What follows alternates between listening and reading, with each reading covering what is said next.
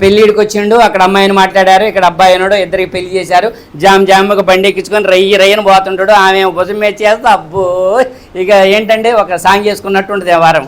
ఇక దేవుడిని మర్చిపోతారు, ఇంక లేదు ఇక మాకు మేమే పెద్ద అయిపోయాము, మాకే పెళ్ళి అయిపోయింది అన్నట్టుగా వీళ్ళ ప్రవర్తన ఉంటుంది. అది కాదు, నీకు భార్యనిచ్చింది భగవంతుడు.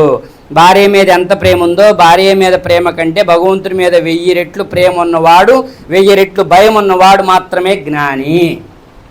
భర్తనిచ్చాడు, భర్త నీకు ఇచ్చినవాడు భగవంతుడే. భర్త మీద ప్రేమ కంటే 1000 రెట్లు కంటే ఎక్కువ ప్రేమ భగవంతుడి మీద, అదే అరబీలో చెప్తే అల్లా తాలా మీద ప్రేమ ఉంటే నువ్వు జ్ఞానవంతురాలివి. నువ్వు ఎక్కడున్నా సుఖపడతావు, నువ్వు ఎక్కడున్నా దీవించబడతావు, నీ దువాలు కుబులవుతాయి. నీకు ఎలాంటి భర్త కావాలో ఆయనే రాసిపెట్టాడు, నీ చేతిలో లేదు. కోపిష్టి కావాలా, మెత్తరోడు కావాలా, మంచిగా చూసుకున్నాడు కావాలా, గుండెలో పెట్టుకొని చూసుకున్నాడు కావాలా, ఆయనే రాశాడు. ఒక్కరికొక్కరు పరీక్ష, భార్యకి భర్త పరీక్ష, భర్తకి భార్య పరీక్ష అండి. ఈ విషయం తెలియదు. కొత్త మోజు అయిపోయిన తర్వాత 6 నెలలు అయింది, సంవత్సరం అయిన తర్వాత ఇక మొదలైద్ది యుద్ధం. ఇక భార్య భర్తల యుద్ధం మొదలైద్ది, కథమేగా. అర్థమవుతుందా? 2 పిల్లగాళ్ళు అయ్యారు, అబ్బో ఇక చెప్పతరం కాదనమాట. తల్లిగారింటికి పోద్ది, ఇంకేం చెప్పిద్ది అంటే వాడు వీడోనే మాట్లాడిద్ది, అవునా కదా? వాడిని మాయగా కట్టబెట్టారు నాకు, నేనైతే పోను, అట్టాంటోడికి సంసారం చేయను అని చెప్పి పాపం ఆ తల్లిగారింటికాడ ఆవేదన అంతా ఎల్లగక్కుతూ ఉంటుంది, బాధ అంతా ఎల్లగక్కుతూ ఉంటుంది. వాళ్ళు ఏం చేస్తారు, అమ్మ 2 పిల్లగాళ్ళు అయ్యారు, పిల్లగాళ్ళ ముఖం చూసేను వాడితో సంసారం చేయి, వాళ్ళు అట్లా చెప్తారు, సర్ది చెప్పి మళ్ళీ పంపిస్తారు. ఇది నడిచే తంతు, అవునా కదా? కానీ ఇది యాంత్రిక జీవితం అయిపోయింది, జ్ఞానవంతమైన జీవితం అయిపోయిందా? అవసరాలు తీరటానికి ఒకరికొకళ్ళు మనసు చంపుకొని చేసేటటువంటి సంసారాలు అయిపోయినాయి. కానీ భగవంతుడిచ్చిన సంసారంలో అనుగ్రహాన్ని మీరు రుచి చూస్తున్నారా? ఎందుకు చూడలేదు? ఎందుకంటే ఆయన మర్చిపోయారు కదా. ఫస్ట్లో పెళ్ళైన కొత్తలో బండి ఎక్కి అమ్మటే భుజం మీద చేయంగానే ఆయన మర్చిపోతారు. పిల్లగాలు పుట్టి బాధలు వచ్చిన తర్వాత మళ్ళీ మాకు దేవుడు ఎక్కలేని కట్టాలన్నీ మాకే పెట్టాడంటారు. అబ్బో, నీ వంతు బాధ్యత నువ్వు నిర్వర్తించితే భగవంతుడు నీ మీద 70 రెట్ల కంటే ఎక్కువ ప్రేమను కురిపించడానికి, నీ సంసార బంధాన్ని శుభవంతం ఫలవంతం చేయడానికి ఆయన ఎప్పుడు కూడా ఆయన అనుగ్రహం నీ గుమ్మం దగ్గరే నిలబడి ఉంటుంది.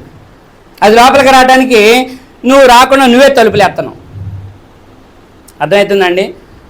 కాబట్టి ఫస్ట్ భార్య భగవంతుని గుర్తించాలి. ఇలాంటి భర్తని ఏ బంధం కలిపినా, ఇప్పుడు భార్యాభర్తల బంధం భగవంతుడు ఇస్తే, అల్లా ఇస్తే మంచిది ఇస్తాడా చెడ్డది ఇస్తాడా చెప్పండి?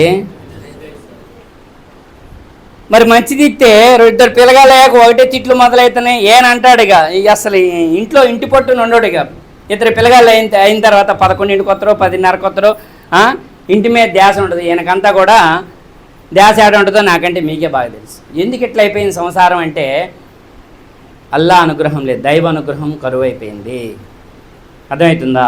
చెడు అనేది నువ్వే పిలుచుకొని నీ నెత్తి మీద, నీ కళ్ళతోని, నీ మనసుతోని పిలిచి నీ నెత్తి మీదకి ఎక్కించుకొని, చెడు వైపు నువ్వు బండి వెనక కూర్చోబెట్టుకొని కాదు, నెత్తి మీదకి గుండెలోకి ఎక్కించుకొని చెడుతోనే ప్రయాణం చేస్తున్నావు.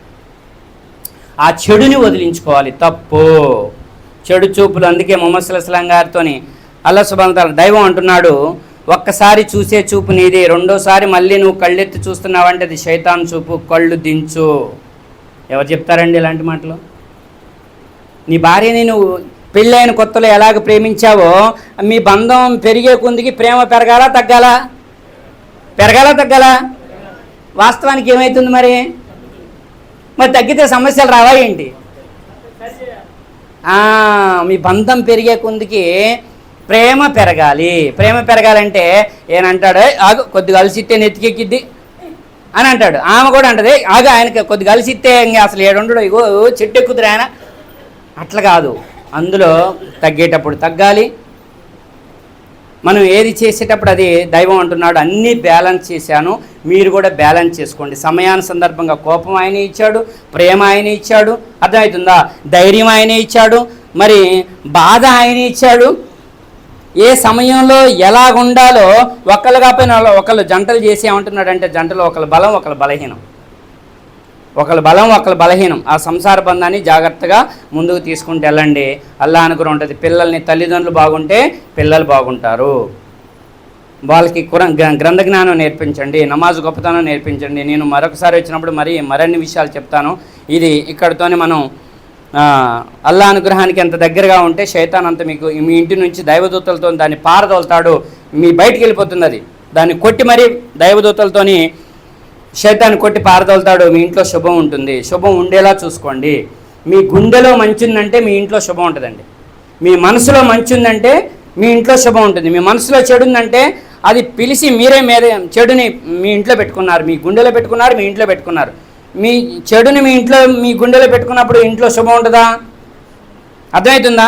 అందుకని ఏమంటాడంటే శరీరాన్ని ఎలాగైతే రోజు స్నానం ద్వారా శుభ్రం చేస్తున్నామో గుండెని కూడా, హృదయాన్ని కూడా, మనస్సును కూడా శుభ్రం చేసుకోవాలి. భార్యాభర్తల బంధం పవిత్రమైంది. చెడు ఎప్పుడు మిమ్మల్ని అయస్కాంతంలాగా లాగుతూ ఉంటుంది. అర్థమవుతుందా? అయస్కాంతంలాగా లాగుతూ ఉంటుంది.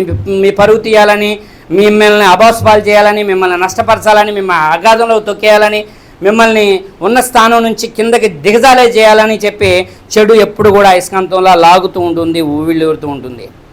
ఇనుముకి అయస్కాంతానికి ఎలాగైతే బంధం ఉందో చెడుకి మనిషికి అంత దగ్గర బంధం ఉంది.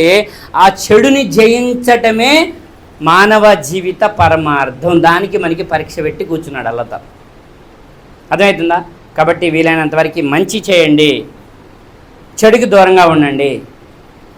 ఇదే అన్ని గ్రంథాల సారాంశం.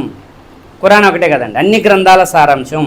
అందరు ప్రవక్తలు చెప్పినటువంటి మార్గదర్శకత్వం, అందరు యుగ పురుషులు చెప్పినటువంటి మార్గదర్శకత్వం. అది నీ గుండె కూడా ఒప్పుకునేటటువంటి మార్గదర్శకత్వం, నీ మనసు ఒప్పుకునే మార్గదర్శకత్వం.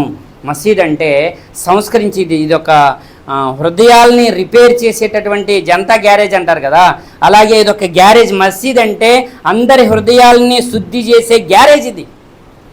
ఇక్కడికి వచ్చి కూడా నువ్వు హృదయాన్ని శుద్ధి చేసుకోలేదంటే నువ్వు ఇక దురదృష్టవంతుడివి. నీ కర్మ, నీ నెత్తి మీద ఉన్నటువంటి దరిద్రాన్ని, శాతాన్ని నువ్వే పారదోలుకున్నాను. వత్తను పోతను సుఖం లేదు. అలా కాదు. కాబట్టి ఇది హృదయాల్ని రిపేర్ చేసే గ్యారేజ్ అని చెప్పి మీరు భావించండి.